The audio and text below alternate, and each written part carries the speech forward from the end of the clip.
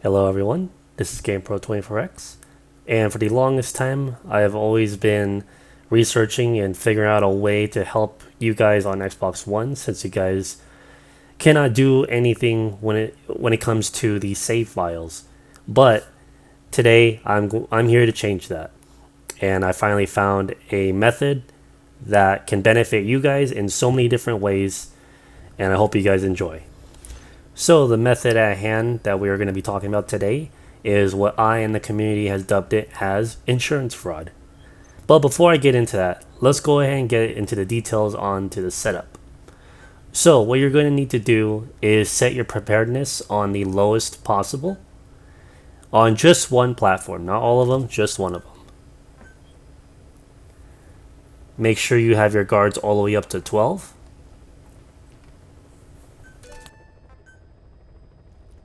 And you must do this with every single platform to ensure you get the maximum amount of staff possible per run.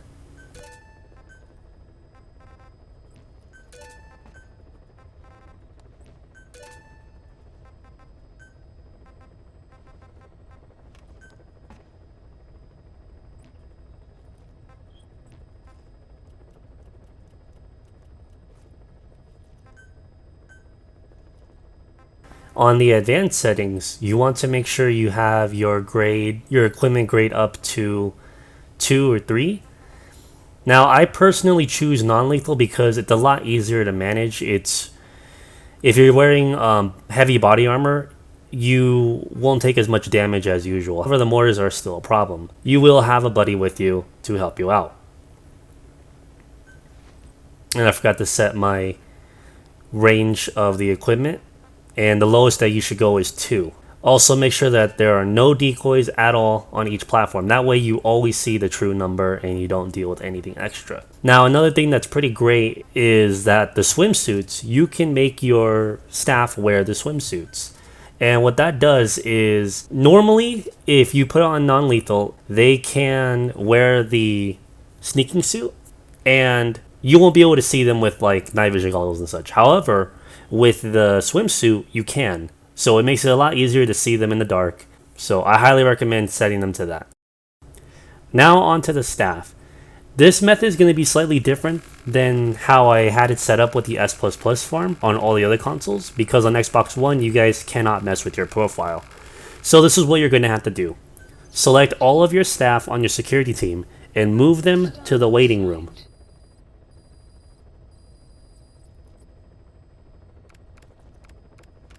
Once you have done that, go ahead and select 48 S++ staff members from any unit and put them in the security unit. Now, two things that you have to keep note is, one, make sure they are not under direct contact, and two, make sure they are not above S rank in combat, meaning they can't be S plus or S++. And as you can see right here, I'm picking out people who happen to be S plus in combat unit. Because when you purchase FOB insurance, for some reason they won't allow you to put any combat units that are above S rank at all. But you can put whoever else is S plus and up that is in a different unit. So I'm going to go ahead and just, double check, make sure everyone's off of direct contacts and they are not above S rank, and looks like they're not. So it looks like we're good to proceed to the next part. So this is how it's going to look when you are trying to personally open a wormhole on you. So I already added my buddy Soul here onto my supporting list.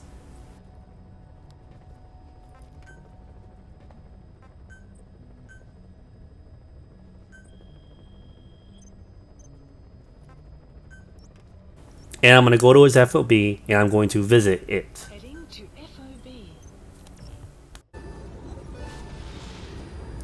Once you land, you can just Fulton a turret, and that is more than enough to cause a game over, and on top of that, open a retaliatory hole on you. What the hell were you thinking? Mission failed. If this does not open a hole on yourself the first time, do it again. Sometimes it just takes 2 or 3 times for it to work, but trust me, it will work.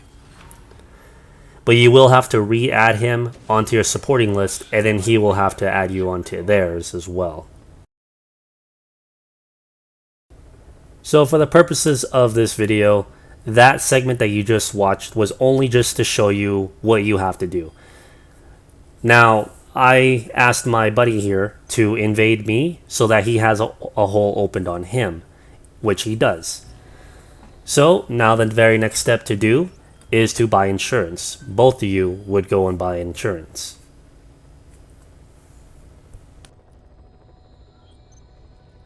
So you just go into security settings and then you sign up.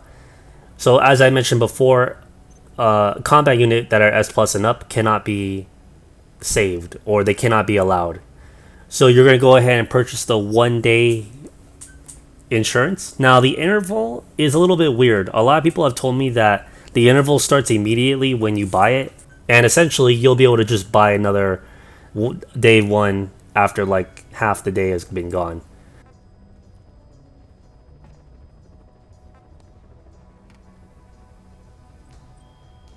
Now again, really do this if you're really planning on spending a really long time farming off of each other for the whole day.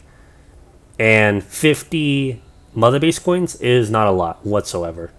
You can easily get 75 mother base coins every single week. So, like I said, it's not much, and you will get so much out of it. So, I highly recommend doing this method. So I have all my gear set up. I have all my non-lethal stuff. I'm going to go ahead and wear the strongest body armor possible. That way their non-lethal weapons can't do too much damage. But like I said before, the mortar will knock you out instantly if it does get a direct hit on you. So please be wary of that.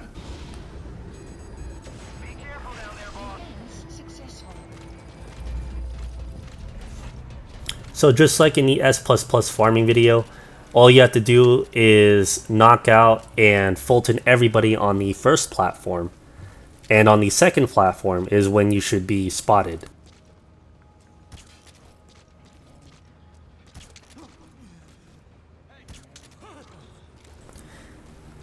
As I mentioned earlier, because they are wearing the swimsuits, even though they're set to non-lethal, they are not wearing the sneaking suits, so I'm able to see them with the night vision goggles, so it makes things a lot easier during the dark.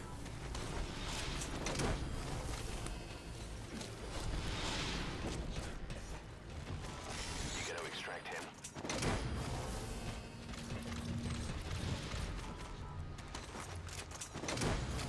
Caution, heavy mist anticipated. Subject on board.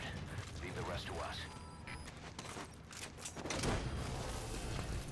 Always be sure you're communicating with your buddy, because if your buddy does come in the middle of a Fulton, not only will your Fulton be used up, but for some reason it will not count the guy that you just Fulton, meaning that you'll get like 47 people instead of 48. So always be sure to be talking and communicating with each other. That way there are no issues whatsoever. I'm not sure if I ever mentioned it, but you could use the bionic arm to help identify any other people that may be left on the platforms.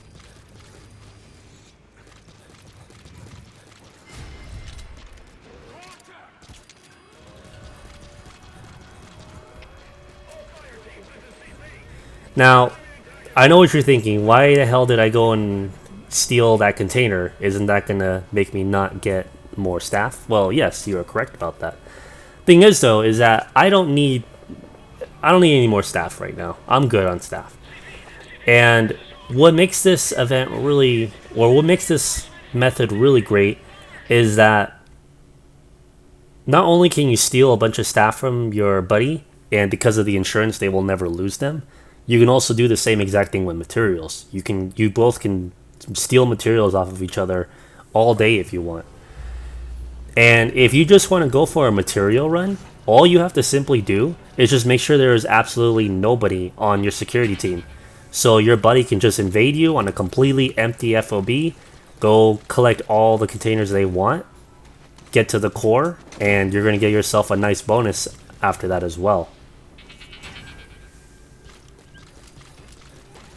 So right now my buddy is Fultoning the mortars and the AA guns that are placed that could give me some problems.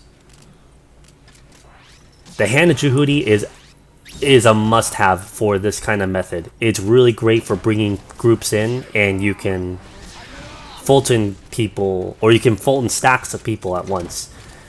And it's also just as great when your buddy has it as well, because when you're busy fighting, he can just use the Hand of Jehudi and grab a lot of the unconscious staff and bring them to you.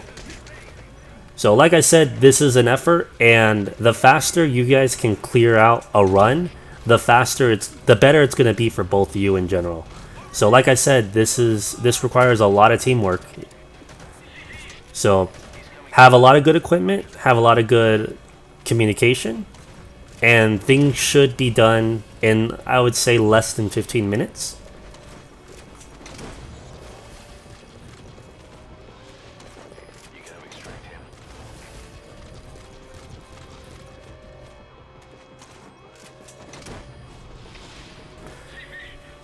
So I only told my buddy to just put a little bit of some staff on there, because like I said before, I don't really need it. I just want to at least show you guys what you're doing.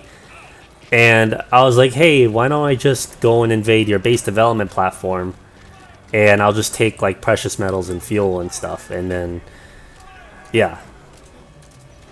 But if you're going for staff, if you're trying to level up your units, definitely go for only the staff.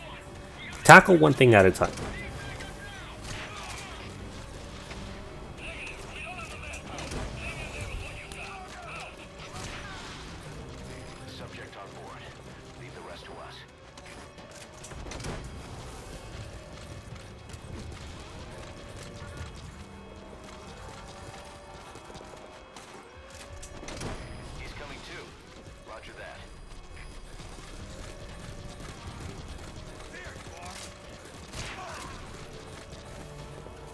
So yeah, I just started leaving some people because, like I said, it's not a big deal for me. So this method is really great for farming staff and farming materials. And if you kind of want, you can also steal AA guns and stuff from each other as well. Another thing that this farming method is great for is farming up espionage points, because you guys can complete tasks while you are doing this every single time, and you can get a bunch from doing this. And I think they go towards espionage points, or sorry, not espionage.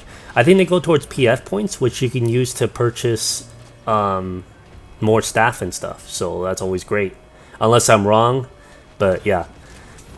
Also, during every single event, you can earn a nameplate. You can earn a regular nameplate from invading other people's FOBs, and this method in general can actually do that for you. And in fact, I did earn a nameplate after this when the next event came up, because I happened to do insurance fraud with my buddy twice.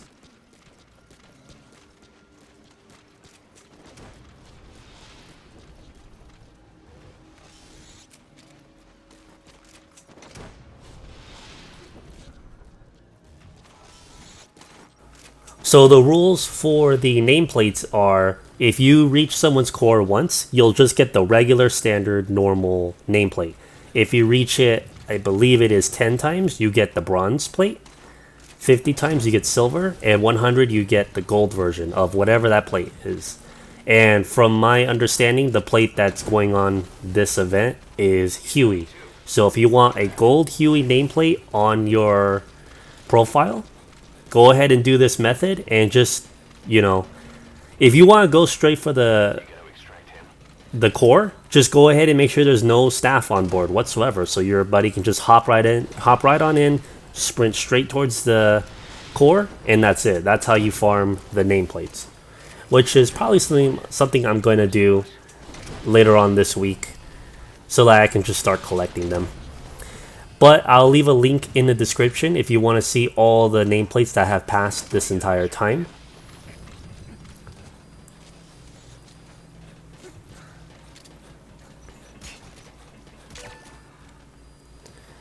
So this one's a very important bit. Instead of killing yourself, like in my original S++ video, you always, always, always have to reach the core. Now the reason why I said to not do that in the S++ video is because you will lose more staff and bad things will happen. However, because you are stealing staff under insurance, you're not technically stealing anything from them. And as you can see here on the stats, I did earn quite a bit of materials from invading my friend's base development platform, along with reaching the core as well. That gave me a really big chunk of materials. So I would say this is actually a lot better than farming on Skullface for getting all these materials. And yes, these are unprocessed. They're not processed. But it's something for you to do, especially those on Xbox One who don't have much choice. So every time you do this, always make sure you got caught and make sure you reach the core, or else you will not have a hole open on you so that your buddy can go and invade you, and the same process goes over and over and over again. So you both have to make sure you guys are getting caught on purpose and you guys are reaching the core. The great thing about this method is that even though you did steal staff from each other, the game will generate new staff and will give it to you. And the staff that are on your base are untouched. So you can keep using the same 48 people and farm as much as you want forever because of insurance. Now, if you are doing a material run and you want to put no staff on there,